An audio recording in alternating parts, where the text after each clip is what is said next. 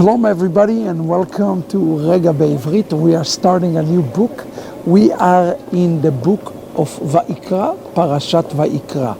And he was called. And today I want to speak to you about this entire portion in the context of the work that Aaron have to do as he become inaugurated as the high priest of Israel. One of the tasks that Aaron had is to bring the different sacrifices inside the tents of meeting. And today I want to talk about one of them. In Parashat Vayikrá, chapter 3, we read in verse 2 the following: V'samach yado al rosh korbano u'shachto petach oel moed. Now I want you to understand this in the context of what it says. It says that Aaron have done something very unique with the korban. First of all, let's understand this word korban. The word korban comes from the Hebrew word karov, to come near, to come closer. The entire principle of a korban is a principle that allows us to come closer to God. Karev, la'akriv, it's also from the word to sacrifice, okay? So bear that in mind. What was the sacrifice? How was the sacrifice being made? It says that Aaron took his hands and he said it uses this word Hebrew, v'samach yado. Now think about this word as a second, the word samach. That's where we get the word in Hebrew, smicha, like ordination. Here it uses the term samach. The word samach does not mean that he just put his hand gently on the korban. He put all this weight, all of this power, he leaned against the korban. In essence, he is transferring the sin, whatever the type of korban is, he is transferring it to the animal. So he used the word v'samach yado al rosh korbano. He put it on the head of the korban, and then it says he used the word shachto. That's where we get the word shchita, which is interesting. The word shchita is a kosher slaughtering. Again, where did the Torah teach us where to do shchita? Shchita is a kosher slaughtering. There is no place in the written Torah that telling us how to do a shchita. There is not one verse.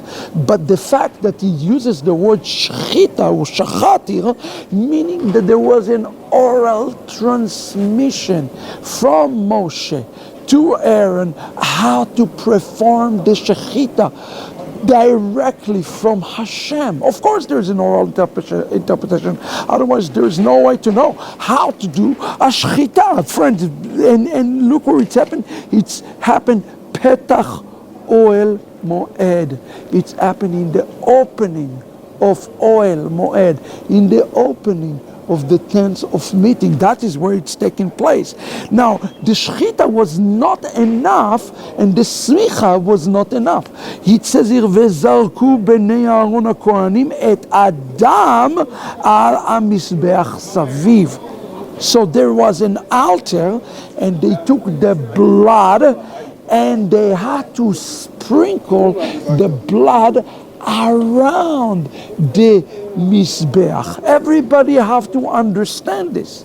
Even in the morning, when we lay tefillin, when we put the tefillin, and we put an animal that is pure, an animal, it's black, the tefillin straps are black, and if there's one mark and one dent on the tefillin is no longer kosher. And think about this. We put a phylactery so between our eyes, and we put it on our hands, and then we say Shema Israel. Why? Because we are wrapping ourselves in a clean animal. That's what we're doing. We bind the blood.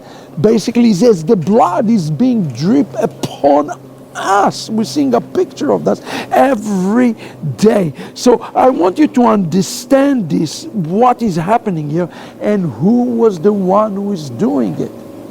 It was a Bnei Aaron, the Kohanim. Does one need a Kohen to go before him, before God? And the answer is yes. Of course, one need a Kohen to go before him. And this is what was the job of Aaron and his son. So again, friends, today we're seeing the same picture, even with our leaders. Later on, Moshe Rabbeinu take his hand and he says he samach them, he put them, he laid them upon Joshua. So he transferred the weight into Joshua. What a beautiful picture for us of the one who all the smicha has put upon him, all the weight put upon him, Yeshua, our Kohen Gadol. This is the Rega Bivrit for this week. God bless you. Shabbat Shalom.